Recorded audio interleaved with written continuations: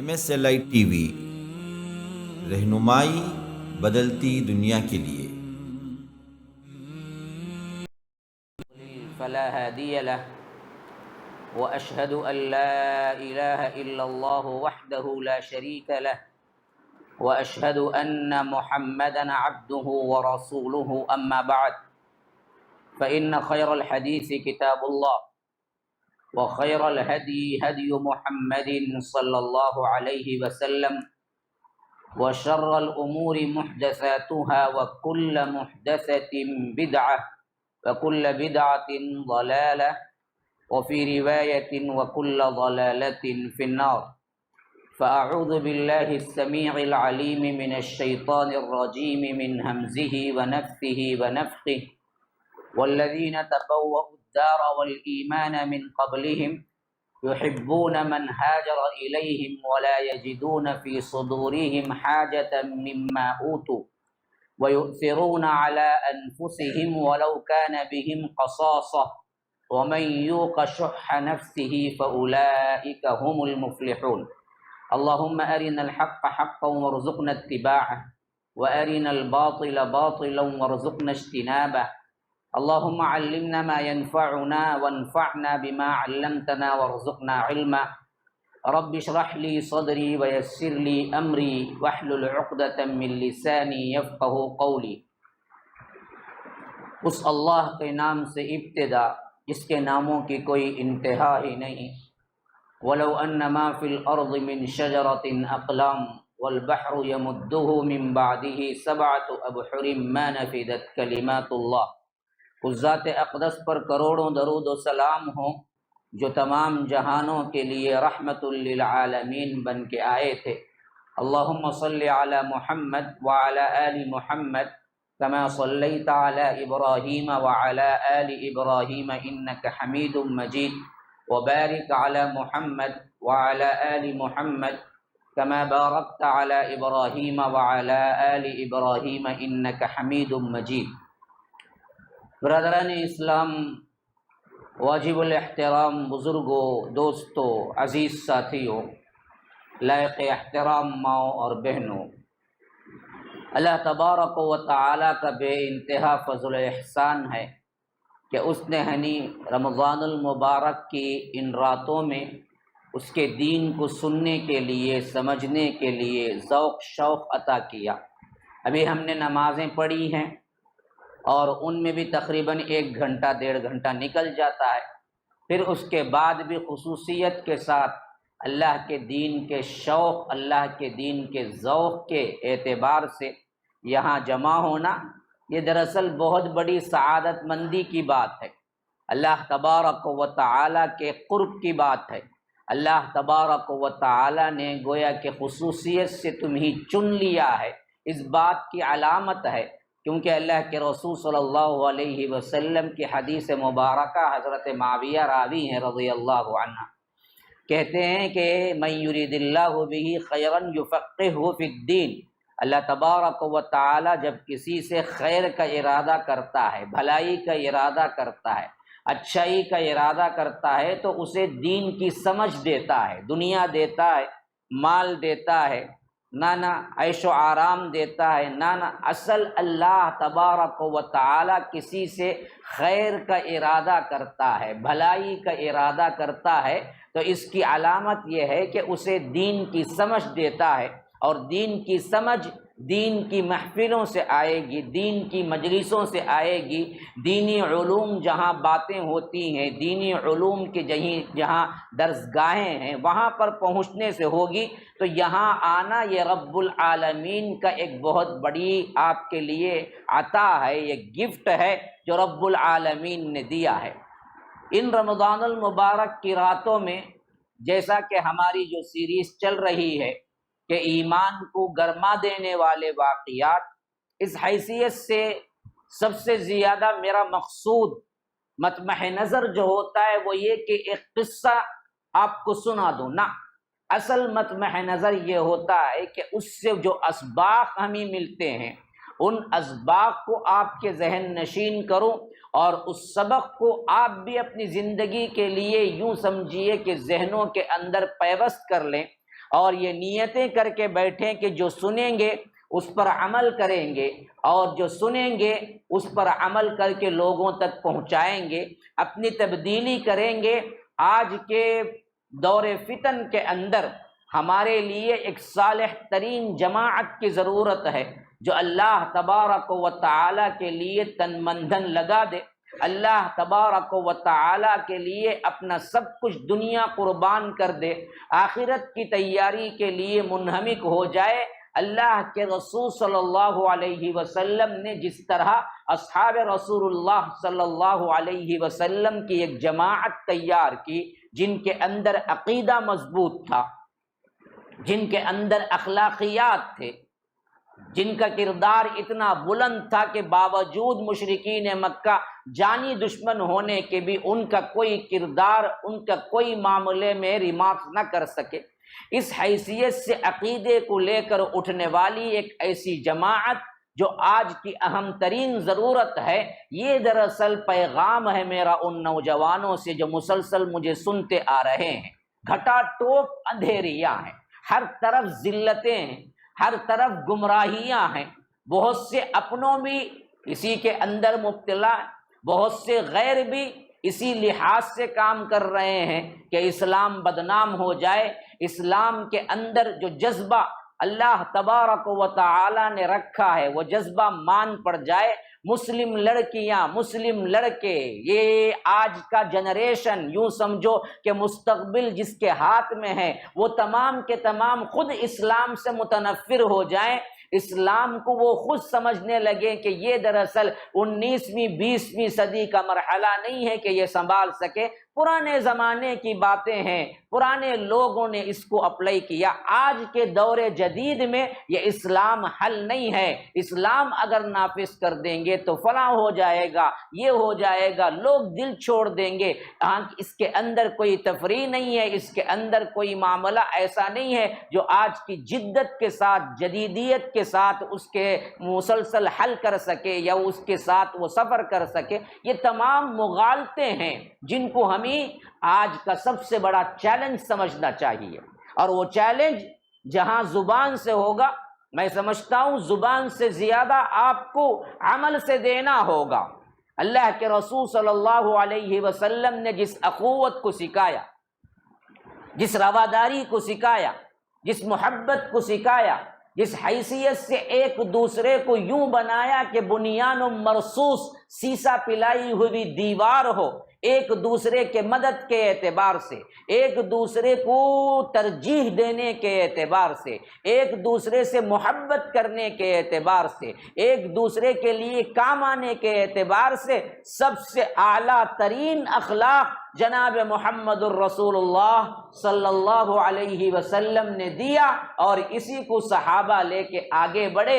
اسلام اگر واقعتاً in European countries کی ریشہ دوانیاں اور ان کے الزامات سے مبرہ ہو کر کوئی مطالعہ کرے گا، خواہ وہ کوئی مذہب کا ماننے والا ہو، اگر وہ تعصب کی پٹی نکال کے رکھ کے اسلام کا مطالعہ کرے گا تو گواہی دے گا کہ اللہ کی قسم کھا کے میں کہتا ہوں، اسلام تلوار سے نہیں، اسلام اخلاق سے پہلا، اسلام زور و زبردستی سے نہیں بلکہ دلوں کو فتح کیا، اسلام تلواروں سے گردنوں کو جھکایا نہیں ہے بلکہ لوگ خود آ کے اپنے دلوں کو اللہ کے رسول صلی اللہ علیہ وسلم پر نچھاور کر چکے۔ یہ حیثیت سے اصل بیوٹی ہے اسلام کی، جسے بدنام کرنے کی حیثیت سے بہت سے کام ہو رہے ہیں۔ باطل فرقے، باطل پرست اس کو ناکام بنانے کے لیے اس کا بالکل صحیح، صاف، شفاف چہرہ جو کہ بالکل عیاں ہے کتابوں کے اندر، یہ اور بات ہے کہ ہمارا کردار آج عملی طور پر خراب ہو چکا ہے، ہمارا ریپرزینٹ کرنے کا معاملہ ہم کھو چکے ہیں، ہم ذلیل ہو چکے ہیں، ہمارے اندر برائیاں آ چکی ہیں۔ لیکن یاد رکھو، اصل اسلام کا کوئی مطالعہ کرے گا تو وہ گواہی دے گا کہ اسلام تو وہ بلند اخلاقی نمونہ پیش کرتا ہے جو کہ کوئی قوم، کوئی مذہب، کوئی مسلک کبھی نہ دنیا میں پیش کیا تھا، نہ اس کے بعد کبھی کوئی پیش کرنے کا کوئی موقع ہے۔ لیکن معاملہ یہ ہے کہ ہمیں پتہ نہیں ہے، ہم کو معلوم نہیں ہے، غارت ہو یہ مغربی تہذیب کا، جنہوں نے صرف شو آف کو پوری زندگی بنا دیا، دکھاؤ دکھاؤ دکھاؤ، اخلاق جیسے دکھاؤ، اصل میں ہیں کیا؟ سب سے زیادہ کھوٹے۔ ان سفید چمڑیوں کے اندر جو دل ہیں وہ درندوں سے بھی زیادہ۔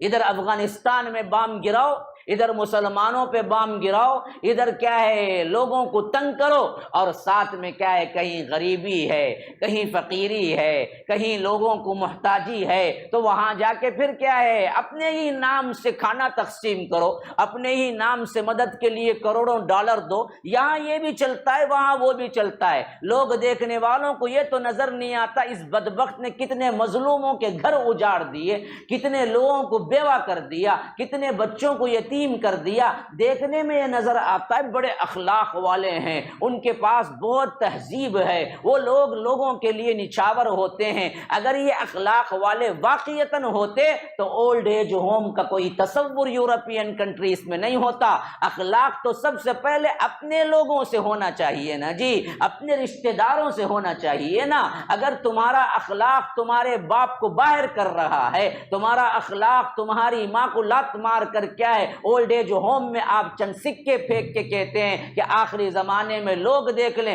مجھے دیکھنا نہیں ہے، میرے پاس اس کے لیے وقت نہیں ہے، میری عیاشی کے لیے ہی میرے پاس وقت نہیں ہے، کافی نہیں ہے، تو میں کیوں ماں باپ کو دیکھوں؟ یہ کہاں کا اخلاق ہے، یہ کہاں کی تربیت ہے جس کو دیکھ کر ہم سمجھتے ہیں کہ یہ لوگ ہیں جنہوں نے ہمیں تمدن دیا، یہ لوگ ہیں جنہوں نے ہمیں تہذیب دی، یہ بڑے لوگ ہیں، بڑا ساری کہتے ہیں، بہت نرمی کے ساتھ ملتے ہیں، بہت اچھے اخلاق سے باتیں کرتے ہیں، یہ ڈھکوسلے ہیں سامنے کے دکھانے کے، لیکن اندرونی طور پر کوئی نہیں ہے۔ باپ 17-18 سال ایج اٹینڈ کرتی ہے اولاد تو فوراً کہتا ہے کہ جا جہیں بھی جا، جانوروں کی طرح چر لے یا جانوروں کی طرح اپنے آپ کو مبتلا کر لے، کوئی مجھ سے سروکار نہیں ہے، دیکھنا جو ہے وہ تو خود اپنے آپ میں مختار ہے، دیکھ لے، بنا لے اپنی زندگی، حرام میں جاتی ہے جا، کلب میں ڈانس کرتی ہے جا، ننگی ناچتی ہے جا، مجھے اس سے کوئی سروکار نہیں۔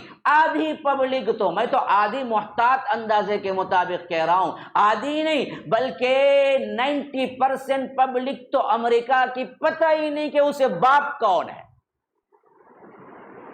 یہ اخلاق ہے اس کا، جس اخلاق پہ ہم مر مٹتے ہیں، وہ اخلاق انہیں دیا تو کیا دیا کہ باپ کی شناخت نہیں ہے، اسے پتہ نہیں کہ باپ کون ہے، باپ تو 1-2 دن کو رہا، خود ماں کو بھی پتہ نہیں کہ اصل باپ کون ہے اس کا۔ اس واسطے انہوں نے گورنمنٹ کے فارم سے ہی باپ کا نام ہی نکال دیا، اگر فل کرنا ہو تو صرف اور صرف ماں کا نام فل کرو۔ یہ تو عیاشی کی وہ حدیں ہیں، جب ہم ایران کے لیے پڑھتے ہیں تو اس وقت بھی وہ عیاشیاں نہیں آئی جو عیاشیاں ان لوگوں نے کی، اور پھر اخلاق کا دامن بھی پکڑے ہوئے بڑے آپ کو ملیں گے، سخی انہی میں سے ہیں، دینے والے انہی میں سے ہیں، سوشل سروس کے NGOs کون رکھے ہیں، بڑے بڑے افریقہ کے جنگلات میں جا کر وہاں ان کو تعلیم دینا، کھلانا پلانا کون کر رہا ہے؟ مغربی تہذیب کیوں کر رہا ہے جی؟ اصل چہرہ کچھ اور ہے، بتانا مقصود یہ ہے کہ لوگ اس سے بڑے متاثر ہوتے ہیں۔ یاد رکھو اسلام نے اس کھوکھلے اخلاق کی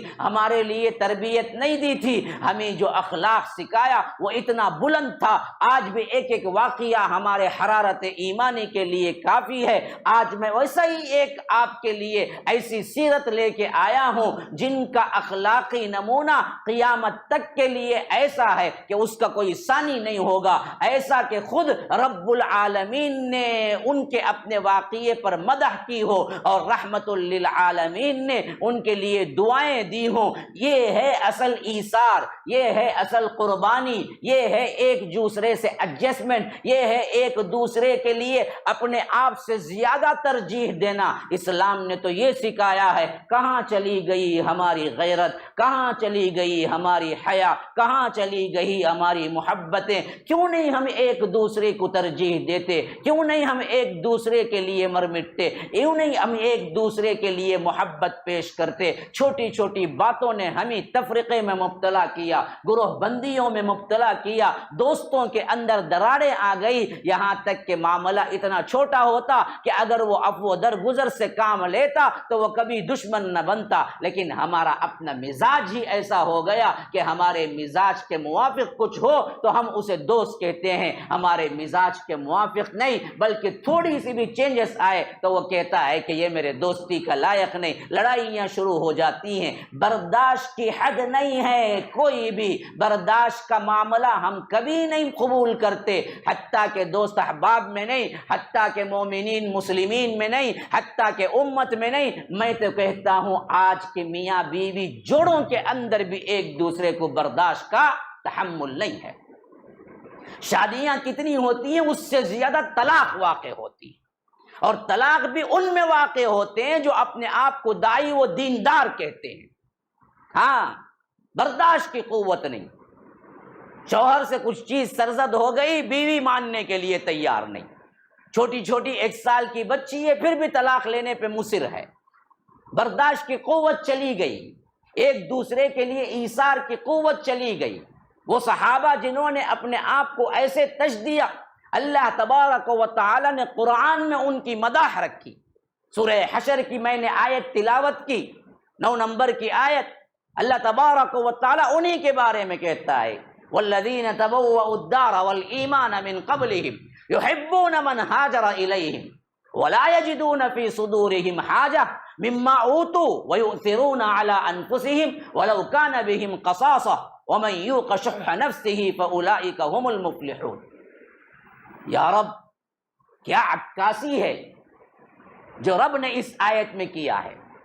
والذین تبوؤا الدار والایمان من قبلہم، رہے وہ لوگ جنہوں نے مدینے کے اندر مقیم رہے، مدینے والے انصار جو پہلے سے وہاں پر تھے، اور وہ لوگ جو ہجرت کر کے مدینہ پہنچے، مہاجر، بالکل اجنبی، رشتہ کوئی نہیں، کوئی نسب نہیں، لیکن جب وہ آئے اللہ تبارک و تعالی اور اس کے رسول کے حکم پر گھر بار چھوڑ کے، تو اللہ 7 آسمانوں پر سے گواہی دے رہا ہے تبوؤا الدار والایمان من قبلہم یحبون من ہاجر الیہم۔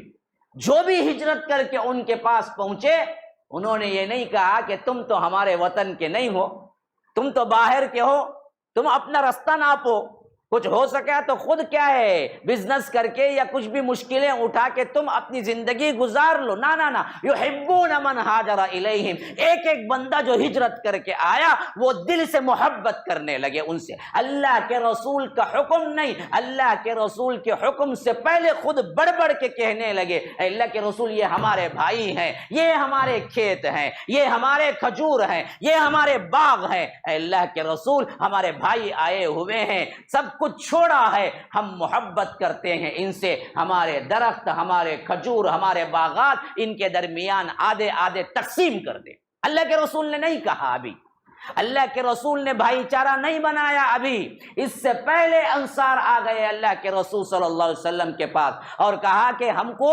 آدھا آدھا کر دینے کے حق ہے، ہم خود کہتے ہیں کہ اللہ کے رسول نے خود منع کیا کہ نہیں، اصل وراثت تو بھائی بہنوں میں تقسیم ہوگی، اصل وراثت تو خونی رشتہ داروں میں تقسیم ہوگی، یہ جو تم کہہ رہے ہو یہ نہیں ہو سکتا۔ ہاں، تم ان کو اپنے ساتھ ملا لو، ان کو کھیتی باڑی سکھاؤ، کیونکہ وہ بزنس مین تھے، مدینے کے مکے کے جتنے لوگ ہیں، اور مدینے کے لوگ پورے کھیتی باڑی کرنے والے کسان تھے، تو اللہ کے رسول نے کہا کہ انہیں کسان جو کچھ بھی کھیت میں ہونا چاہیے وہ سکھاؤ، پھر اس کے معاوضے کے طور پر تم لوگ تقسیم کر لو، یہ برابر ہے، لیکن اپنی پوری جائیداد کو آدھا آدھا تقسیم کر دینا یہ صحیح نہیں ہے۔ ان کے ایثار پر خود اللہ کے رسول صلی اللہ علیہ وسلم نے کہا کہ اتنا ایثار مناسب نہیں ہے، اتنی قربانی مناسب نہیں ہے۔ یہ وہ اصحاب ہیں جن کی اللہ مدح کرتا ہے کہ یحبون من ہاجر الیہم ولا یجدون فی صدورہم حاجتا مما اوتوا،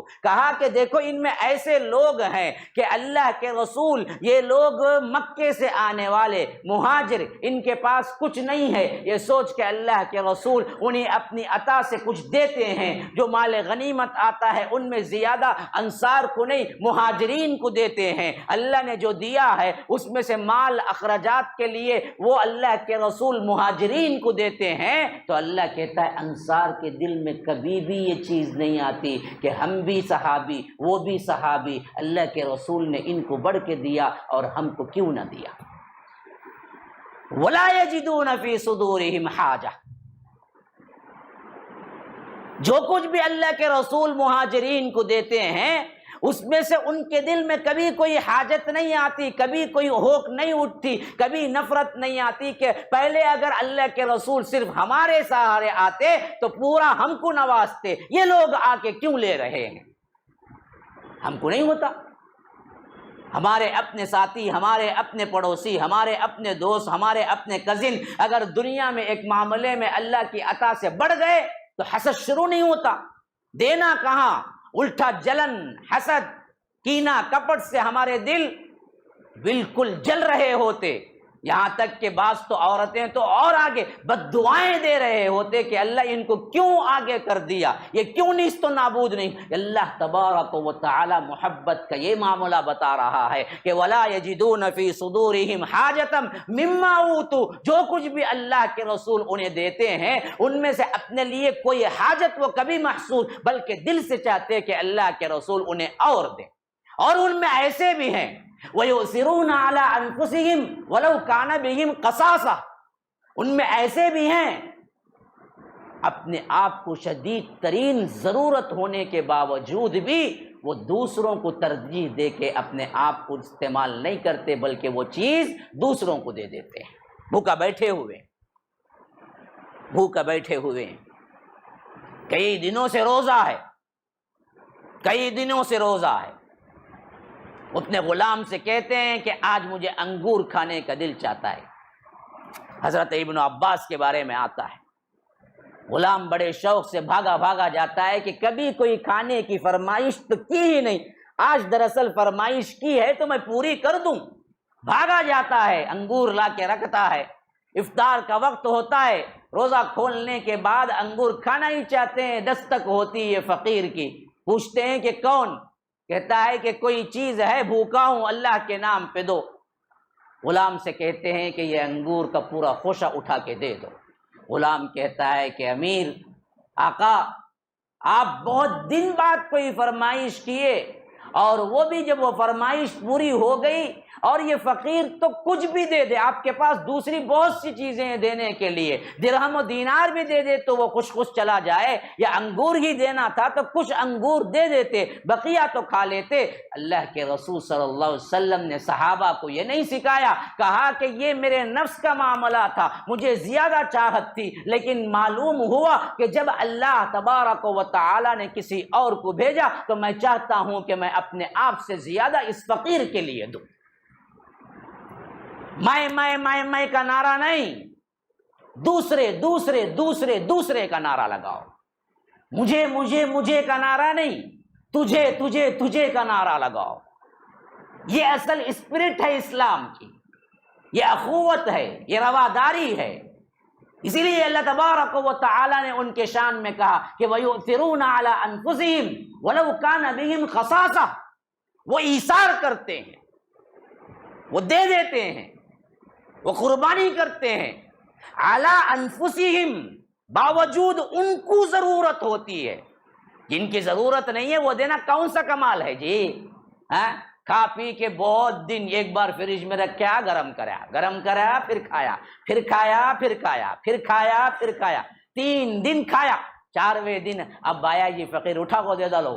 4 دن کے بعد اون میں رکھا، گرم کرا، فریج میں رکھا، ٹھنڈا کرا، گرم کرا، کھایا۔ وہ سالن جو بالکل اب اکتاہٹ محسوس ہو گئی 4 دن سے کھا کے، اب غریب کو دینے کا یاد آتا ہے کہ یہ جو ہے نا اٹھا کے پھینک دو۔ اب پھینکنا کیوں ہے؟ غریب کو دے کے اللہ تبارک و تعالیٰ کے لسٹ میں بڑے سخی کا نام بھی لکھ لیں۔ اللہ نہیں جانتا کہ تم نے کون سا دیا ہے، الا ان تغمضوا فیہ، لوٹا کے تم کو دے دیا جائے تو تم لینا پسند کرو گے؟ وہ چیز اٹھا کے تم اللہ کے راہ میں دیتے ہو، وہ چیز اٹھا کے دوسروں کے لیے پسند کرتے ہو۔ کبھی کوئی تحفہ لائے، کبھی کوئی چیز ملی، سب سے پہلا ذہن اپنے نفس پہ آتا ہے، میں استعمال کر لوں، میں دیکھ لوں، پسند نہیں آئی، لو جی تحفہ تمہارے واسطے بہت اچھا ہے، اللہ کے رسول نے فرمایا جو تم پسند کرتے ہو اپنے بھائی کے لیے بھی وہی پسند کرو۔ یہ حالت ہماری ہو گئی تو ہمارے اندر کس طرح اخوت رواداری آئے گی؟ یہی ایک آیت، یہ جملہ پورا ایک واقعہ ہے آج کا، ایمان کو حرارت کر دینے والا، گرم کر دینے والا۔ اور یہ تسلسل بھی ابن کثیر کے اندر جب تفصیلات اس کے تفسیر میں فرمایا سورہ حشر کی اس آیت کے، تو انہوں نے بھی یہ واقعہ لایا ہے کہ اس کی تفسیر ہی میں یہ آیت نازل ہوئی۔ ابو ہریرہ راوی حدیث ہے، حدیث بخاری کی ہے۔ قصہ مختصر یہ ہے، اللہ کے رسول صلی اللہ علیہ وسلم کے پاس ایک صاحب آئے، مجلس برپا تھی، لوگ بیٹھے ہوئے تھے، لیکن ان صاحب کا بھوک کا معاملہ اس حد تک بڑا ہوا تھا کہ وہ انتظار بھی نہیں کر سکتے، کئی دنوں کا فاقہ تھا، صرف تعلیم کی غرض سے آئے، ان کے پاس کچھ نہیں تھا، تعلیم کو فاقہ۔ سوچ سکتا ہے کوئی بندہ؟ ہاں جی، ایسی حال میں چاہے کہ انتظام کے ساتھ آؤ پڑھو تو ہم نہیں پڑھتے، قرآن اور حدیث نہیں پڑھتے۔ میں رکھ کے دیکھا ہوں، آپ یہ نہیں کہہ سکتے کہ میں سطحی بات کر رہا ہوں، میں اس میں سے ڈوب کے نکلا ہوں۔ نہیں آتے، نہیں پڑھتے۔ وہ مرحلہ بھی کیا مرحلہ ہوگا کہ دین کی تعلیم کے لیے گھر چھوڑا، دین کی تعلیم کے لیے قبیلہ چھوڑا، وطن چھوڑا، سب کچھ چھوڑ دیا، کوئی نہیں ہے ان کا۔ ایسی حالت میں اللہ کے رسول صلی اللہ علیہ وسلم کے ساتھ چمٹے رہنے کے ساتھ اور اللہ کے رسول صلی اللہ علیہ وسلم کے درس کو، حدیثوں کو یاد کرنے کے لیے وہ رہنے کے باوجود بھی اللہ کے رسول صلی اللہ علیہ وسلم کے پاس بھی اتنی طاقت نہیں ہے کہ آنے والے طالب علم کو کہہ سکے کہ فلاں جا لاج ہے وہاں رہ لے اور فلاں جا کھانے کا انتظام ہو جائے گا۔ کوئی نہیں ہے، نہ انتظام کھانے کا ہے نہ انتظام رہنے کا ہے، پھر بھی چمٹا ہوا ہے، فاقوں پہ فاقہ ہے، لیکن تعلیم چھوڑ کے جانے والا نہیں ہے۔ اللہ کی قسم کھا کے کہتا ہوں لوگوں، تم میں کا کوئی ایک مجھے یہ بات دلا دے کہ ہم تعلیم کے لیے فاقے کی نوبت آئے گی بھی تو تعلیم نہیں چھوڑیں گے، تو یاد رکھو وہ اللہ کا ایک نیک بندہ ہوگا، لیکن کوئی تیار نہیں ہوگا۔ کھلا پلا کے مدارس میں کتنا کھلاتے پلاتے ہیں، کتنے لوگ ہیں جو اپنی زندگی کا بہت بڑا حصہ مدارس کو لگاتے ہیں، تب کہیں جا کے بھی بہت سے لوگ مکمل نہیں کر پاتے۔ یہ مدارس کا حال ہے، یہ ہمارے نوجوانوں کا حال ہے۔ تعلیم کے لیے فاقہ، زبردست فاقہ، اس حد تک کہ انہیں مجبور کر دیا کہ محفل میں کہیں اللہ کے رسول بھوکا ہوں، پیٹ اور پیٹ کیا ہے پتہ نہیں ہو رہا ہے، دونوں گوشت لگ چکے ہیں، ایک دانہ نہیں گیا ہے کئی دنوں سے، کھڑا ہونا مشکل ہو رہا ہے۔ آپ کچھ تو انتظام کیجیے، کچھ تو کھلائیے میرے یا رب۔ رحمت للعالمین، بڑھ بڑھ کے دینے والے، کسی سائل کو کبھی نہ کہنے والے، اپنے پاس نہ ہوتا تو کہتے کہ فلاں سے قرض لے لینا اور میرے نام سے رکھ دینا، میرے پاس جیسے ہی آئے گا کچھ نہ کچھ میں وہ قرض ادا کر دوں گا۔ اللہ کے رسول صلی اللہ علیہ وسلم نے پوری زندگی کسی سائل کو نہ کہا، اور کبھی ایک پیسہ جمع نہ کیا، ایک درہم جمع نہ کیا، جو کچھ ہوتا تھا خرچ کر دیتے تھے۔ اللہ کے رسول صلی اللہ علیہ وسلم ایسے سخی، لیکن وقت ایسا ہے کہ دینے کے لیے ایک چیز نہیں ہے، ایک کھجور نہیں ہے۔ اس وقت اللہ کے رسول صلی اللہ علیہ وسلم کے گھر میں بیویاں تقریباً 5 سے زیادہ ہیں، ایک ایک بیوی کے گھر بھیجتے ہیں، پوچھتے ہیں کہ کچھ ہے کھانے کو، دودھ کا ایک گلاس ہی کیوں نہ ہو یا کھجور کا ایک دانہ ہی کیوں نہ ہو، بھیجو، میرا مہمان آیا ہے، مجھ سے التجا کیا ہے کہ آپ اے اللہ کے رسول کچھ نہ کچھ تو کھلا دیں، میں فقر و فاقے میں زندگی گزار رہا ہوں۔ اللہ کے رسول صلی اللہ علیہ وسلم کے ایک ایک گھر سے جواب آتا ہے، اے اللہ کے رسول آج ہمارے گھر میں کچھ نہیں ہے، رسول کے گھر میں فاقہ ہے۔ ہم انہی کے امتی ہو کے اتنا کھاتے اتنا کھاتے اتنا کھاتے، یاد رکھیے یہ کھانا ہی ہمیں بیماریوں کا گڑھ بنا دیتا۔ بعض لوگ تو وہ بھی ہیں کہ دو گھنٹے ایک گھنٹے سفر کر کے جا کے کھاتے، وہاں اچھا ملتا بھائی، خالی اچھا ملتا، ایک چائے کے لیے آدھا گھنٹہ سفر، وہ بخاری کی چائے ہے نہیں، وہاں جائیں گے چاہیے کہ دوسری چائے پیے تو کھایا جائے گا کیا؟ ہاں کیا ضرورت ہے؟ ایک ٹیسٹ کے لیے انسان آدھا ایک گھنٹہ سرچ کر کے جاتا ہے، وہاں کھائیں گے صرف کھانے کے لیے۔ یہاں یہ حال ہے کہ کیا ہے، اللہ کے رسول صلی اللہ علیہ وسلم کے کسی گھر میں کچھ نہیں ہے، کہتے ہیں کہ فاقہ ہے، اور اللہ کے رسول صلی اللہ علیہ وسلم کو بھی معلوم ہے میرے تمام بیویوں کے گھر میں فاقہ ہے، یہ معمول تھا۔ اسی واسطے اللہ کے رسول صلی اللہ علیہ وسلم فجر کے بعد جب بیٹھ جاتے ذکر و اذکار میں، اس کے بعد جب گھر آتے تو پوچھتے کچھ ہے؟ کبھی جواب آتا ہے اللہ کے رسول کچھ نہیں ہے، تو کہتے کہ میں نیت کر لیا روزے کی۔ نفل روزے کی نیت دن میں کر سکتے ہیں، فرض روزے کی نیت سحر سے پہلے کرنا چاہیے۔ بعد میں جاوید مولوی صاحب بولے کو تمہیں بھی سو کو اٹھ کو کرنے آتے ہیں، روزہ چل جانا، کیونکہ رمضان ہے، نفل کے لیے ہے، فرض کے لیے نہیں ہے۔ تو اللہ کے رسول صلی اللہ علیہ وسلم یوں روزہ رکھتے تھے، فاقہ ہے، تمام بیویوں کے گھر سے آیا کہ فاقہ ہے، کچھ نہیں دیا۔ آج ہمارے غریب میاں بیوی جو بھی جوڑے ہیں، واقعتاً محنت کے باوجود کچھ نہیں ملتا تو انہیں صبر کرنا چاہیے۔ وہ ٹانے شروع کر دے، تجھے کمانے بھی نہیں آتا، بیوی کو پالنے بھی نہیں آتا، کچھ بھی نہیں، ارے بیچارہ کرتا ہے نا جی، وہ کر کے جب نہیں دے سکا تو ایک دن کا فاقہ تم ہی برداشت کر لو، کوئی مسئلہ نہیں ہے، دین میں صحیح ہے۔ ہاں وہ شرابی کبابی ہے، اپنے آپ کو اپنا پیسہ خود اڑاتا ہے، بیوی بچوں پہ نہیں دیتا ہے تو وہ بدبخت ترین ہے، لیکن دین کے کام میں ہے اور اس کے لیے کیا ہے، تنگی کا زمانہ ہے، اس کی اپنی تنخواہ میں وہ اتنا ہی اس کے ساتھ رکھ سکتا ہے، تو اس پر بیوی کو شکر ادا کرنا چاہیے کہ یہ غلط طریقے میں نہیں گیا، رشوت میں نہیں گیا، یہ جو بھی رکھا چار چٹنی کھلایا لیکن ایماندار تھا۔ ایماندار شوہروں کے لیے آنکھیں بچھانا چاہیے۔ تو غرض کہ اس وقت فاقہ ہے، اللہ کے رسول صلی اللہ علیہ وسلم کے گھر میں بھی جب سب کی طرف سے جواب آیا تو اللہ کے رسول صلی اللہ علیہ وسلم نے مجلس میں اعلان کیا کہ بھائیو، میرے صحابہ، میرا مہمان بن کے آیا، میں کیسے اس کو لوٹاؤں کہ میرے پاس کچھ نہ ہو؟ آج کی رات کم از کم کوئی تو اٹھے اور کہے کہ میرے مہمان کو لے جائے۔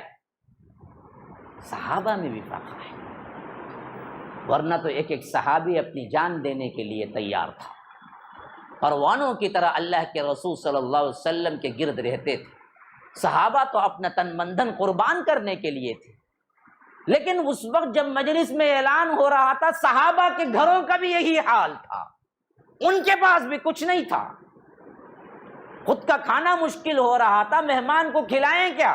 رات کا موقع تھا۔ ایک انصاری صحابی اٹھے، انہوں نے کہا کہ اللہ کے رسول، آپ کا مہمان کبھی واپس نہیں جائے گا، آپ نے کہہ دیا جو کچھ بھی ہو میں آج اس کی میزبانی کروں گا، مہمان نوازی میں کروں گا، یہ میرا بہت اہم ترین فریضہ ہے کہ یہ آپ کا مہمان ہے۔ لے گئے، گھر پہنچے، اپنی بیوی سے کہا اللہ کے رسول صلی اللہ علیہ وسلم کا مہمان آیا ہے، کچھ ہے؟ کہا کہ کہاں ہے؟ آپ خود کیا ہیں، گھر کے ذمہ دار ہیں، آپ کو پتہ نہیں ہے؟ خود ہمارے کھانے کو کچھ نہیں ہے سوائے چند ٹکڑوں کے جو بچوں کے لیے رکھی ہوئی ہوں، اگر بچے کھائیں گے تو کچھ مہمان کو نہیں ملے گا، مہمان کھائے گا تو بچوں کو کچھ نہیں ملے گا۔ تو وہ کہتے ہیں کہ دیکھو، اللہ کے رسول صلی اللہ علیہ وسلم کے مہمان، اور اس کے لیے سب سے اہم ترین چیز ہے ہمارے لیے ارینجمنٹ کرنا، انتظام کرنا، بچوں کو تم کسی نہ کسی طرح سلا دو، بھوکا سلا دو، کچھ نہ کچھ بول کے سلا دو، اور جو کھانا ہے، جو روٹی کے چند ٹکڑے ہیں، اس کو رکھو مہمان کے سامنے، وہ مہمان کھائے، کیونکہ یہ رسول اللہ کا مہمان ہے۔ بیوی بھی کیسی بیوی تھی، ہمارے گھروں میں آپ جا کے بولتے، پہلے سے بولی بڈھے ہو گئے، اب صحیح تمہارا دماغ ہی چلے گا جی، بولی۔ ہمارے اگر واقعتاً ایسا کوئی واقعہ ہوا نا آپ کے گھر میں کہ آپ اللہ کے دین کی خاطر ایک بھوکے کو لے آ کے کہیں کہ ان کو کھانا کھلا دو. نہیں نا بھائی، گھر میں کھانا ختم ہوگا نا.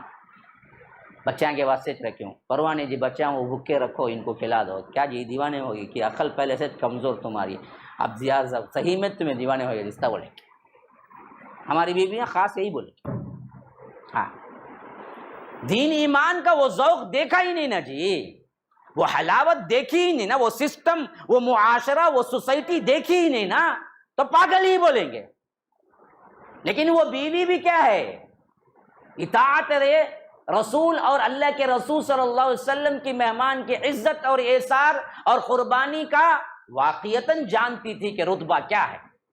کہا اگر ہم رکھ بھی دیں تو بچے ہی نہیں، ہمارے لیے بھی کچھ نہیں ہے، یا تو رحمان کو الگ بٹھا کے کھلانا ہوگا، یا نہیں تو ہم بیٹھیں گے. تو اگر ہم کھانے کے شریک ہوں گے، ایک آدمی کا کھانا 3 آدمی کھائیں گے تو بھلا مہمان کیا کھائے گا؟ وہ بھی رسول اللہ کا مہمان ہے. تو اس وقت انہوں نے کہا کہ دیکھو ایک پلاننگ کرتے ہیں، جتنا کھانا ہے لا کے رکھو، بچوں کو بھلا پسلا کر سلا دو، اور اس کے بعد ہم بھی ساتھ میں بیٹھ تو جائیں گے، لیکن تم کچھ کرنے کے بہانے ہاتھ سے چراغ کو بجھا دینا، اندھیرا ہو جائے گا، مہمان کو سب کا سب ہم کھانا دے دیں گے اور ہم ایکٹنگ کرتے رہیں گے، کھائے جیسا زبان چلاتے رہیں گے. مہمان تو یہ سمجھے گا کہ ہم بھی کھا رہے ہیں، لیکن ہم بھوکے رہ جائیں گے، مہمان کو کھلا دیں گے. یا رب، یہ ایثار کہیں آپ نے دیکھا ہے؟ یہ قربانی کہیں آپ نے دیکھی ہے؟ کیا ہمارے دلوں کے اندر تازیانے نہیں پڑ رہے ہیں کہ ہمارے اندر بھی یہ رحم و کرم ہے کسی کے لیے، یہ محبتیں ہیں کسی کے لیے، یہ آرزویں کبھی آئی بھی ہیں کہ اللہ کی مخلوق کتنی بھوکی ہے ان کے لیے کچھ کام کریں، اللہ کی مخلوق کتنی پیاسی ہے ان کے لیے کچھ کام کریں، اللہ کی مخلوق کتنی پریشان ہے، اللہ نے تمہیں کتنا اچھا رکھا ہے، اس حساب سے ان کے لیے کچھ نہ کچھ کریں، کھانا کھلائیں، ان کے لیے انتظامات کریں. کبھی یہ چیز ہمارے دلوں میں آئی ہے کہ اللہ کے رسول صلی اللہ علیہ وسلم کے مہمان کے لیے پورا گھرانہ بھوکا؟ سیم وہی ہوا جو شوہر نے کہا تھا کہ لا کے رکھ دیا گیا کھانا ایک ہی فرد کا، تینوں افراد بیٹھ گئے. معلوم تھا کہ اگر ہم اس کھانے میں شریک ہوں گے تو مہمان کے لیے پیٹ بھر کے کھانا بھی نصیب نہیں ہوگا. اس واسطے انہوں نے کیا کیا کہ چراغ کو کچھ ٹھیک کرنے کے بہانے ہاتھ سے بجھا دیا، اندھیرا چھا گیا اور یہ ایکٹنگ کرتے رہے کھانے کی، اور وہ مہمان کھاتا رہا. اللہ دیکھ رہا تھا، کائنات سو رہی تھی، اس کی قربانی و ایثار اللہ دیکھ رہا تھا. صبح سویرے مسجد نبوی میں فجر پڑھنے کے لیے گئے تو نماز فجر کے بعد اللہ کے رسول صلی اللہ علیہ وسلم اس نوجوان کو مخاطب کیے، کہا اللہ تبارک و تعالی تمہارے رات کے کام سے بہت خوش ہوا ہے. وحی کے ذریعے پورا واقعہ بیان کر دیا گیا تھا. جس شخصیت کو اللہ کے رسول صلی اللہ علیہ وسلم نے بلا کر کہا کہ تم دونوں کا ایثار اس حد تک اللہ کو بہا گیا، اس حد تک اللہ کو خوش کر گیا کہ اللہ تبارک و تعالی تمہاری ہی مدح میں یہ آیت اب اتاری ہے کہ وَيُؤْثِرُونَ عَلَىٰ أَنفُسِهِمْ وَلَوْ كَانَ بِهِمْ خَصَاصَةٌ. بندے ایسے بھی ہیں اصحاب رسول اللہ میں جو اپنے آپ میں ضرورت مند ہوتے ہیں، پھر بھی اپنی ضرورتوں کو پش و پس ڈال کر لوگوں کے لیے خیر خواہی کرتے ہیں کہ تمہارے لیے ہی یہ آیت اتری ہے. یہ جو شخصیت تھی جن کے لیے اللہ کے رسول نے یہ نویس سنائی، ان کا نام نامی اسم گرامی ابو طلحہ زید بن سہل ہے.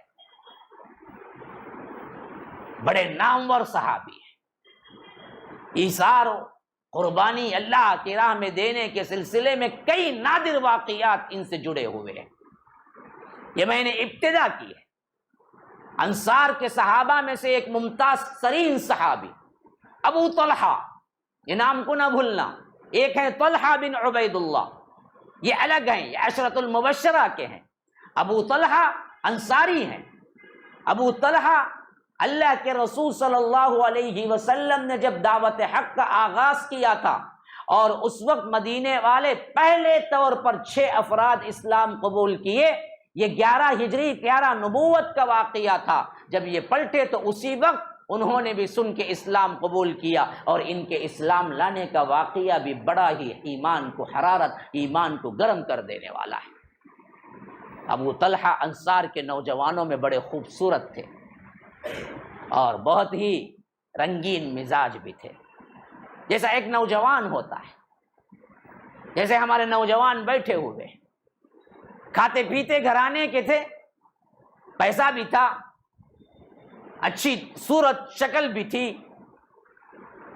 جیسے مشاغل ہوتے ہیں ویسے ہی مشاغل بھی تھے نوجوانوں کے، کبھی شکار کو چلے گئے، کبھی دوستوں کے ساتھ چلے گئے، کبھی کیا ہے دوستوں کی محفلوں میں شراب کا دور چل گیا۔ یہی حالت تھی کہ یہاں تک کہ اللہ کے رسول صلی اللہ علیہ وسلم کے پاس 11 نبوت میں 6 افراد مدینے کے اسلام قبول کیے اور وہ واپس لوٹے اور یہاں پر دھیرے دھیرے اسلام کی دعوت شروع کی، لیکن یہ متوجہ نہیں ہوئے، یہ اپنے مشاغل میں مصروف تھے۔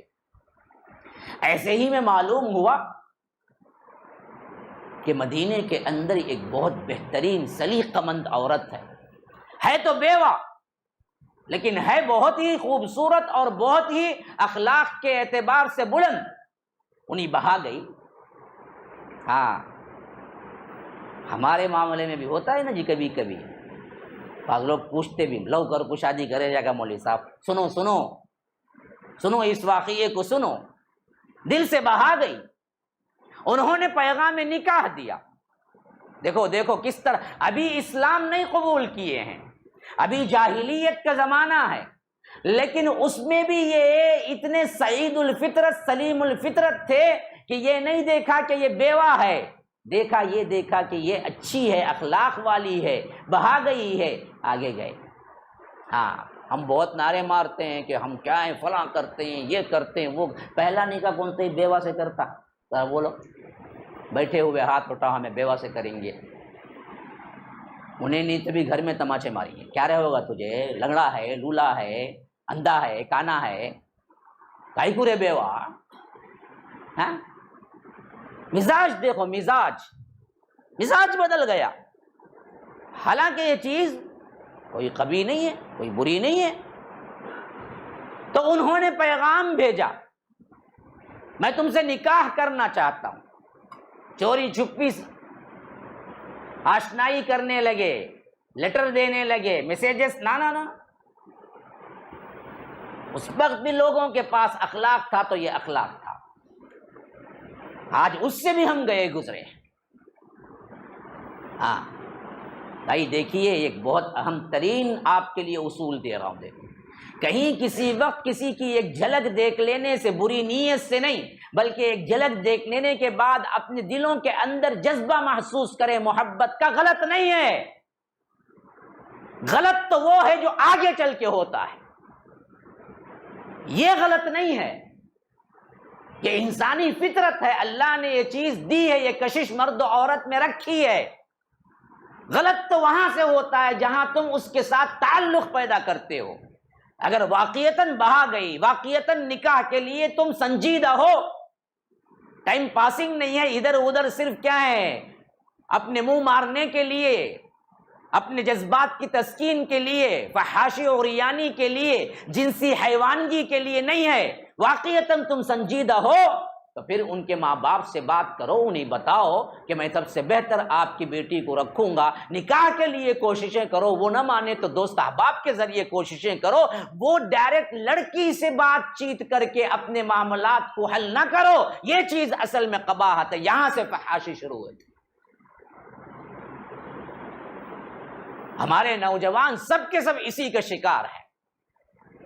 ہاں کبھی ہو گیا، ہو جاتا ہے، کوئی مسئلہ نہیں، اگلا ٹیکل کیسے کریں جی، اگلے مرحلے میں جائیں کیسا؟ تو وہ پیغام بھیجے۔ اب یہ بھی تھی بہت اعلیٰ ظرف خاتون، معلوم ہے یہ خاتون کون تھی؟ یہ خاتون تھی حضرت انس بن مالک کی ماں۔ ہاں معمولی بچہ نہیں جنا تھا، یہ وہ بچہ تھا جو آگے چل کر خادم رسول اللہ کہلانے والا تھا، جن کے لیے اللہ کے رسول صلی اللہ علیہ وسلم کی دعائیں تھی، بہت اونچے مرتبے والا تھا یہ بچہ، پہلے شوہر سے یہ بچہ آ چکا تھا،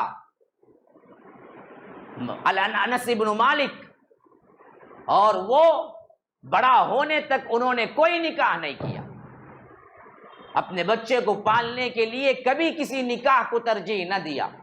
اب انس بھی بڑے ہو چکے تھے، یہ وہ زمانہ تھا جو حالات ان کو اجازت دیتے تھے کہ وہ شادی کر لے۔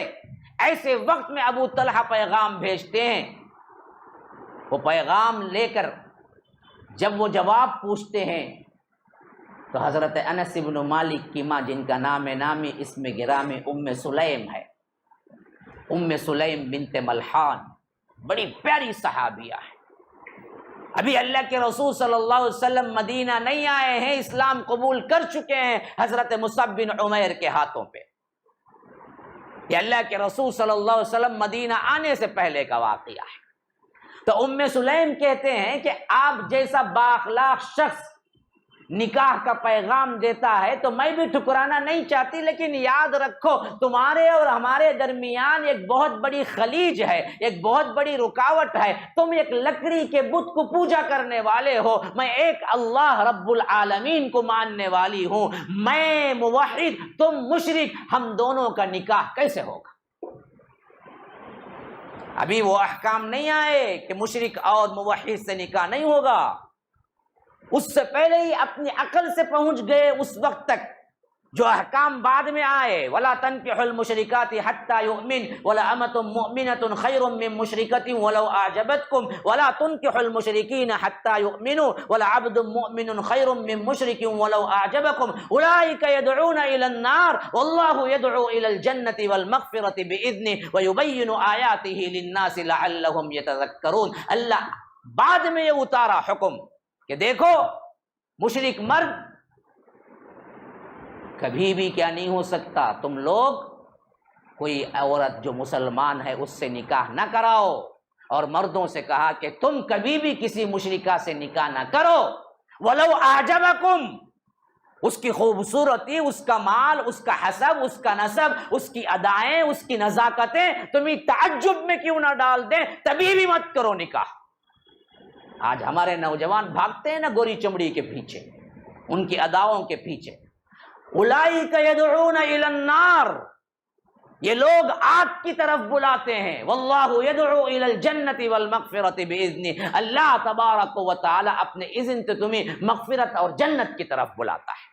کتنے خاندان برباد ہو گئے خوبصورتی اور محبت کے ناطے، انہوں نے کیا کیا، عیسائیوں میں، مشرکین میں اور غیر مذہب والوں میں شادیاں کی، نسل برباد ہو گئی۔ پھر اس کی نسل کو پتہ بھی نہیں تھا کہ محمد کون ہے، اللہ کون ہے صلی اللہ علیہ وسلم۔ کیوں چند دنوں کے لیے دیوانے پاگل بنتے ہو؟ ان چمڑیوں میں کچھ نہیں رکھا ہے سوائے غلاظت کے۔ کاٹو، خون غلاظت، پیٹ غلاظت، رینٹ غلاظت، تھوک غلاظت، ہر چیز اندر غلاظت، بس اوپری حصہ تمہیں خوبصورت نظر آتا ہے، پورا تو انسان غلاظت میں ہے۔ اللہ تبارک و تعالی اگر یہ پیٹ کی جھلی نہ دیتا تو کوئی آپس میں ایک دوسرے کے لیے 5 منٹ نہیں بیٹھتا، اتنی غلاظت بھری ہوئی ہے۔ اللہ ستیر ہے کہ ہمارے جو بھی کمزوریاں ہیں اس کو چھپا دیا کہ ہم ایک دوسرے سے مل سکیں۔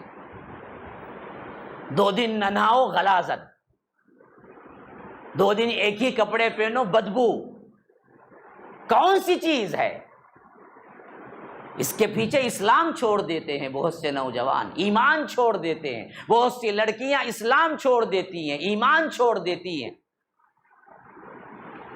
یہاں ام سلیم کا دیکھو کتنا مرد، وہ کہتے ہیں کہ تم لکڑی کے ایک بت کے پجاری، میں اللہ تبارک و تعالی کی پجاری، ہم دونوں کیسے ہو سکتے ہیں ایک ساتھ؟ باوجود تمہارے پاس پیسہ ہے، خوبصورتی ہے، سب ہے، لیکن میں تو نکاح نہیں کر سکتی۔ غور کرو، دیکھو، اگر تم بھی اسی ایمان پر، اسی مذہب پر، اسی توحید پہ آ جاؤ گے، پھر تو کیا ہے نکاح کی ہم سوچیں گے۔ بس وہ کیا الفاظ تھے، وہ کیسے نکلے تھے، وہ دل کے اندر کی گہرائیوں سے نکلے تھے۔ تو کبھی کبھی انسان پر ایسے ٹچ ہوتے ہیں نا جی کہ لاکھ بیانات اثر نہیں کرتے، کبھی کبھی ایک لفظ اس کے دل پہ اثر کرتا ہے۔ دل سے جو بات نکلتی ہے اثر رکھتی ہے، پر نہیں طاقت پرواز مگر رکھتی ہے۔ ابو طلحہ سوچنے پہ مجبور ہو گئے، آج تک میں عقل مند ہوں، میں نوجوان ہوں، میں فہم فراست سے معمور ہوں، لیکن یہ کیوں نہ سوچا کہ ایک لکڑی کے بت کے آگے میں سجدہ کرتا ہوں، یہ ایک صنف ناجک مجھے سکھا رہی ہے کہ توحید یہ نہیں ہے، یہ تو شرک ہے، تو میں کیوں اپنے ہی ہاتھ سے لکڑی کے بت کو بناؤں اور میں خود ہی اس کی پوجا کروں، یہ کہاں تک حق ہے؟ سوچتے سوچتے سوچتے یہاں تک اس نتیجے پہ پہنچے اور آ کے کہا کہ ام سلیم تم ٹھیک کہتی ہو، جو تمہارا مذہب ہے، جو تمہارا توحید عقیدہ ہے، اسی کو میں بھی قبول کرتا ہوں۔ پھر اس کے بعد وہ اسلام لاتے ہیں تو ایسے سچے مسلمان بنتے ہیں اور ایسے سرفروشانہ کارنامے ہیں کہ پوری تاریخ میں انفاق کے اعتبار سے خاص کر ایسی کوئی اور تاریخ نہیں ملے گی۔ اللہ کے رسول صلی اللہ علیہ وسلم کے پاس ایک مرتبہ پہنچتے ہیں اور آج وہی پارہ پڑھا گیا، چوتھا پارہ۔ حافظ صاحب نے شروع کیا، لن تنالوا البر حتی تنفقوا مما تحبون۔ ہم نے پڑھا، ہم نے سنا، لیکن سمجھ کوئی نہیں آیا۔ اس واسطے ہی ہمیں کیا جری لمبی قرات ہوتے ہی انہیں ہاں کہتا، انہیں ٹلتا، انہیں پاواں سے نیچے سے اوپر نیچے کرتا رہتا۔ ذوق نہیں ہے، شوق نہیں ہے، کیا پڑھا جا رہا ہے معلوم نہیں ہے، تو پھر آپ کو نماز کے اندر خشیت آئے گی کہاں سے؟ رب العالمین کا کلام ہے، رب کے دربار میں کھڑے ہیں، اللہ کے فضل و کرم سے کئی جگہ کی تراویح سے زیادہ بہترین طور پر اور یہاں کے انداز اور یہاں کے مخارج الحروف کی ادائیگی کے ساتھ پڑھانے کی کوشش کی جا رہی ہے، لیکن ہمارے اندر سننے کے وہ حلاوت نہیں ہے جو اصل میں ہونا چاہیے۔ کتنا بھی بولو، ہم اپنے آپ کو کبھی تبدیل نہیں کرتے۔ دیکھو پہلے دن میں کتنا رش تھا، اب دوسرے دن میں دیکھو، پھر تیسرے، آج چوتھے دن میں دیکھو ماشاءاللہ کیا حال ہو گیا۔ ابھی دیکھتے ہیں، جاگے آگے آگے دیکھیے ہوتا ہے کیا۔ کچھ بھی بول لو، اپنے طرز کی وہی زندگی ہے، گویا کہ اللہ نے پھٹکار رکھ دی، ثم قست قلوبکم من بعد ذلک، سخت ترین ہو گئے دل ان کے، کچھ بھی بولو پلٹنے والے نہیں ہیں۔ مسجدوں کی آبادی ایک دو دنوں کے لیے کرتے ہیں، بس وہاں سے مسئلہ ختم، حالانکہ پہلے دن کا ثواب بھی اتنا ہی ہے جتنا دوسرے دن کا ثواب ہے، تیسرے دن کا ثواب بھی اتنا ہی ہے جتنا چوتھے دن کا ثواب ہے۔ پہلے دن میں نماز ابھی شروع نہیں ہوئی، جگہ نہیں، اب نماز شروع ہو کے کیا ہے، میں پلٹ کے سلام پھیر کے دیکھتا ہوں تو تقریباً 20-30 افراد بقیہ نماز پڑھ رہے ہوتے ہیں۔ تو پہلے دن عشاء پڑھنے پہ زیادہ ثواب تھا رمضان کے، دوسرے دن عشاء تکبیر اولیٰ سے پڑھنے پہ ثواب کم ہو گیا۔ یہ تمہاری اپنی سوچ ہے یا تمہارا اپنا دین ہے جس سے کھلواڑ کرتے ہو، تمہاری اپنی منمانی ہے۔ وہی ثواب تو تھا جو پہلے دن کا ثواب تھا، جس طرح پہلے دن تکبیر اولیٰ میں پوری مسجد بھری ہوئی تھی، دوسرے دن کیوں نہ بھری، تیسرے دن کیوں نہ بھری؟ ہم دوغلے ہیں، ہم منافق ہیں۔ ہم دل کے سچے ہوتے تو وہی معاملہ رکھتے اللہ کے ساتھ۔ ہم کہتے ہیں کہ تم جو بھی کہو ہم ہمارے سسٹم پہ جائیں، یہی حالت مساجد کی ہے۔ ہم سمجھتے ہیں کہ یہ سب کہنے کی باتیں ہیں، جی کرنے کا تو وہی ہے جو میں کرنا ہے، تم کچھ بھی بول لو، کتنے احادیث اور قرآن کے دلائل اللہ کے سامنے رکھ دو، دیکھو جی یہ ہیں، نہیں سب بہتر ہے آپ اپنا بولیے مولوی صاحب، ہم کو معلوم ہے ہم کو کیا کرنا ہے، ہم اپنا کام کریں گے، تبدیلی تھوڑی نہیں ہوگی۔ صرف ایک آیت، لن تنالوا البر حتی تنفقوا مما تحبون، آیت اتری کہ دیکھو تم نیکی کو پہنچ ہی نہیں سکتے، لن تنالوا البر، تم نیکی کو پہنچ ہی نہیں سکتے، تم کوئی نیکی کا کام کر ہی نہیں سکتے، تم نیک بن ہی نہیں سکتے رب کے پاس، کب تک جی؟ حتی تنفقوا مما تحبون، جو سب سے زیادہ تمہیں محبوب ہے وہ چیز تم اللہ کی راہ میں دے دو۔ ہمیں کون سی چیز دیتے ہیں؟ جو سب سے زیادہ ناپسند ہے وہ اٹھا کر دیتے ہیں۔ ہر چیز، کپڑے، پین کو پھٹنے کے قریب اگر اٹھا کر دے رہا، جو غریب کو بولتے ہیں، نیا شرٹ لے کے دو نا جی، یہ غریب کو لے جاؤ، ننگا ہے، صحیح نہیں پہنا، بولو کہ چلو میرے ساتھ شو روم جاؤ، بولو کہ سب سے بہتر ڈریس دو اس کو، پہ میں کروں گا۔ کبھی پہنایا کسی کو ایسا؟ ہاں کیوں نہیں کرتے جی؟ پھٹے پرانے چپل پہنا ہوا کوئی فقیر ہے، بلاؤ میرے ساتھ بیٹھو، چلو جاؤ چپل کی دکان میں برانڈیڈ چپل لو، بولو کہ یہ چپل پہنو تم۔ یہ آئے کبھی؟ کیوں نہیں کرتے؟ آخر بدلتے کیوں نہیں؟ سب سے زیادہ محبوب ترین چیز اللہ کی راہ میں نہیں دو گے تب تک تم نیکی کو نہیں پہنچ سکتے۔ بس یہ آیت سنی ابو طلحہ کے رونگٹے کھڑے ہو گئے۔ سب سے بہترین باغ پورے مدینے کے اندر، اور اس باغ میں ایک کنواں تھا جو بئر ہا کہا جاتا تھا، اس کا نام تھا بئر ہا۔ اتنا میٹھا اور مزیدار پانی تھا، خود اللہ کے رسول صلی اللہ علیہ وسلم آ کے وہاں پیا کرتے تھے اس پانی کو۔ ایسا میٹھا پانی مدینے میں ملنا سب سے بڑا مشکل تھا، اور سب سے قیمتی ترین چیز تھی وہ باغ کے اندر جو تھی۔ صرف ایک آیت اتری، ایک آیت سنے کہ نیکی کو تم نہیں پہنچ سکتے جب تک کہ تم اپنی محبوب ترین چیز اللہ کی راہ میں نہ دو گے۔ تو وہ آئے کہا کہ اللہ کے رسول مجھے سب سے پسند، سب سے خوبصورت، جس پر میرا دل آیا ہوا ہے، یہ میرا باغ ہے جس کے اندر بھی رہا ہے، کنواں بھی ہے۔ اور اللہ کہتا ہے کہ محبوب ترین چیز کو دے دو گے، جب تک نہ دو گے تب تک تم نیکی کو نہیں پہنچ سکتے۔ اللہ کے رسول آپ کو گواہ بناتا ہوں، یہ لے لیجئے باغ، اللہ کی راہ میں رکھ لیجئے۔ اللہ کے رسول کھلکھلا اٹھے۔ ایک موقع پر تو ابو طلحہ کے ایثار کو دیکھ کے فرمایا کہ ابو طلحہ تمہارے ایثار کو اللہ دیکھ کے مسکرایا ہے۔ یا رب، یا رب، انہوں نے اپنی زندگیوں میں یہ کمایا، ہم کیا کما رہے ہیں؟ کہا کہ بیرہا رکھ لیجئے، یہ میرا محبوب ترین مال ہے۔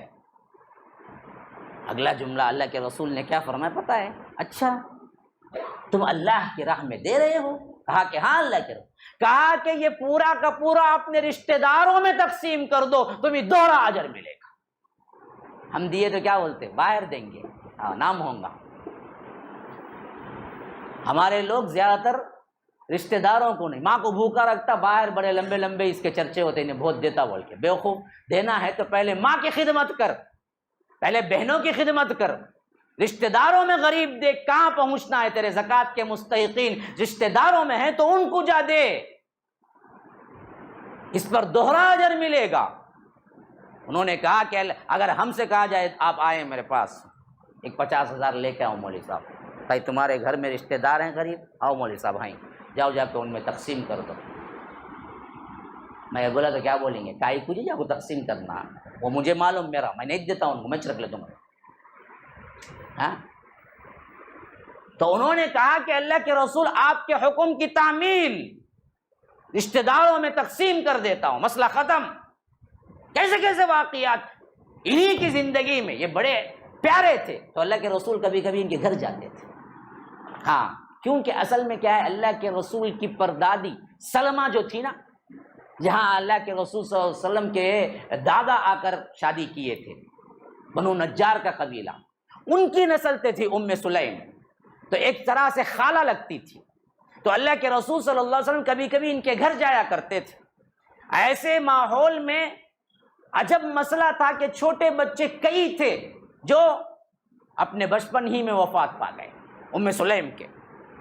حضرت انس مالک سے تھے، جو شوہر پہلے انتقال کر چکا تھا۔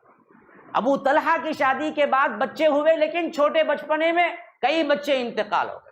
تو ایک واقعہ یہ ہے کہ اللہ کے رسول صلی اللہ علیہ وسلم ان کے گھر جاتے تھے، چھوٹا سا ایک بچہ، اس کی ایک چڑیا ہوتی جس سے وہ کھیلا کرتا تھا، اور وہ بچے کا نام تھا عمیر۔ ایک مرتبہ جب اللہ کے رسول صلی اللہ علیہ وسلم گئے تو عمیر بڑا اداس تھا، تو اللہ کے رسول صلی اللہ علیہ وسلم نے پوچھا کہ کیا ہوا ہے، کہ عمیر آج خوش نہیں ہے، میں آتا ہوں تو بھاگ کے دوڑ کے میرے پاس آتا ہے، لیکن آج عمیر اداس بیٹھا ہوا ہے۔ تو ابو طلحہ نے کہا کہ اللہ کے رسول وہ ایک چڑیا تھی، اس کا نام نغیر تھا، وہ چڑیا سے بڑا کھیلا کرتا تھا، بہت محبت، بچوں کو کیا ہے پرندوں سے بڑی محبتیں ہوتی ہیں، تو وہ کھیلا کرتا تھا، آج اس کی چڑیا مر گئی ہے، اس کے غم میں وہ بیٹھا ہوا ہے۔ تو اللہ کے رسول صلی اللہ علیہ وسلم بچوں کی دلجوئی بھی کرتے تھے. دیکھیے اتنی بڑی شخصیت، لیکن اس بچے کے لیے کہنے لگے اچھا ایسا ہوا کہ عمیر ادھر آؤ ادھر آؤ، یا عمیر ما فعل النغیر، ایسے ہنسی کے انداز میں پوچھا کہ عمیر تمہاری نغیر کا کیا ہوا. ایسا انداز تھا اللہ کے رسول کا، وہ بچہ کھلکھلا کے ہنس پڑا، اس کا غم جاتا رہا. اور چند دن نہیں گزرے اللہ تبارک و تعالی نے اپنے ہاں بلا لیا اس بچے. اب ام سلیم کا دل دیکھیے اور ایمان کی حرارت دیکھیے. ہم ہوتے تو کیا کچھ نہیں کر. ابو طلحہ گھر سے باہر ہیں اس وقت، ہاں احترام بھی دیکھو اور کس طرح مشکلات کو ٹیکل کرنا یہ بھی سیکھو. عورت سب سے زیادہ جذباتی ہوتی ہے، بچہ مر گیا تو کیا کچھ ہنگامہ برپا ہو نہ. تاریخ کے اندر یہ بات ثابت ہے کہ جیسے ہی یہ عمیر وفات پائے، دوپہر کا وقت تھا اور ایسا وقت تھا کہ ابھی ابو طلحہ گھر میں نہیں تھے، تو انہوں نے لوگوں کو کہا، رشتہ داروں کو کہا کہ آپ آتے ہی انہیں ڈسٹرب نہ کریں، ان کے حال پہ چھوڑ دیں، میں ٹیکل کرتی ہوں. بچے کو ایک الگ جگہ سلا دیا، ابھی میت ہے گھر میں بچے کی. ابو طلحہ آئے تو ان کے لیے کھانا رکھا، وہ کھا لیے تو رات کے لیے بستر تیار کیا. بستر کے ساتھ انہیں کیا ہے آرام پہنچایا. جب وہ سو گئے کچھ دیر کے لیے، سو کے اٹھے تو کہا کہ دیکھو میں ایک بات آپ سے پوچھتی ہوں. ابو طلحہ نے پوچھا کہ کیا ہے؟ اگر کوئی آپ کو کوئی امانتاً ایک چیز دے اور پھر وہ امانت واپس لے لے تو کیا آپ اسے برا محسوس کریں گے؟ تو ابو طلحہ نے کہا کہ اللہ کی قسم کیسے ہوگا، امانت دی ہے تو فریضہ بنتا ہے ایمان اخلاق کا کہ جب بھی وہ پوچھے وہ امانت اس کو واپس دے دے. تو کہا کہ دیکھو اللہ نے عمیر کو امانتاً ہمیں دیا تھا، آج ہمارے بچے کو اللہ نے دوبارہ لے لیا ہے، اس واسطے آپ غم نہ کریں. یا رب، خود کے بچے کو کیا ایمان ہے دیکھو، کیا اخلاق ہے دیکھو. ابو طلحہ حیران رہ گئے، کہا کہ آتے ہی کیوں نہ کہا؟ کہا کہ آتے ہی کہیں گے تو آپ کھانا بھی نہیں کھائیں گے، پریشان ہو جائیں گے، میں آپ کو پریشان دیکھنا نہیں چاہتا. محبت تو یہ ہے نا جی، وہ محبت نہیں ہے جو کیا ہے لو کر کے لولان ہو کے کرتے ہیں، اگلے 6 مہینے میں طلاق کے لیے آ کے بیٹھ جاتے ہیں. یہ محبت ہے، یہ ہوس ہے. ہوس اور محبت کو پہچانو مسلمانوں. ہوس ہے، شیطانیت ہے.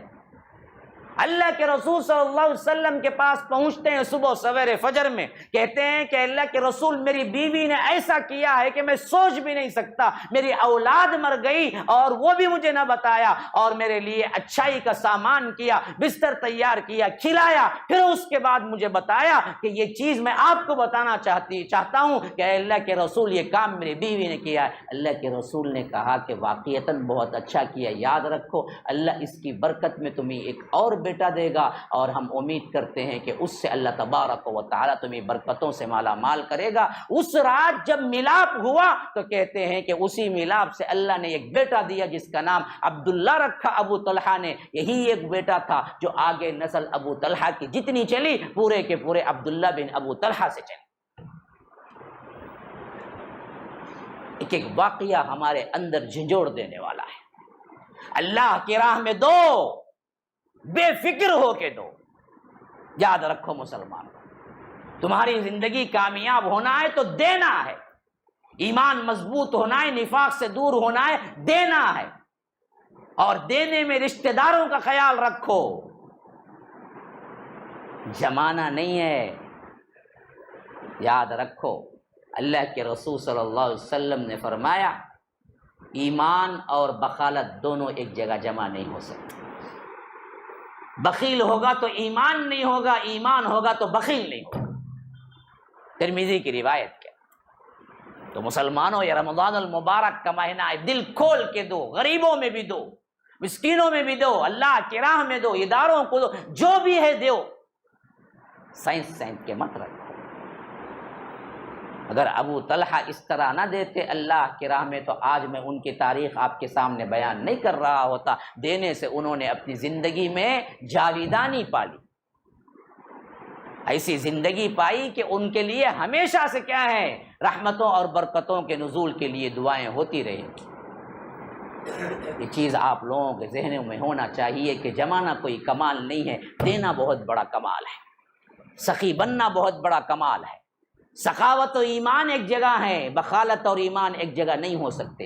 هذا وباللہ التوفیق وصلی اللہ وسلم علی نبینا محمد۔ اسأل اللہ لی ولکم ولسائر المسلمین من کل ذنب فاستغفروه انہ هو الغفور الرحیم۔ والسلام علیکم ورحمۃ اللہ وبرکاتہ۔ سبحانک اللہ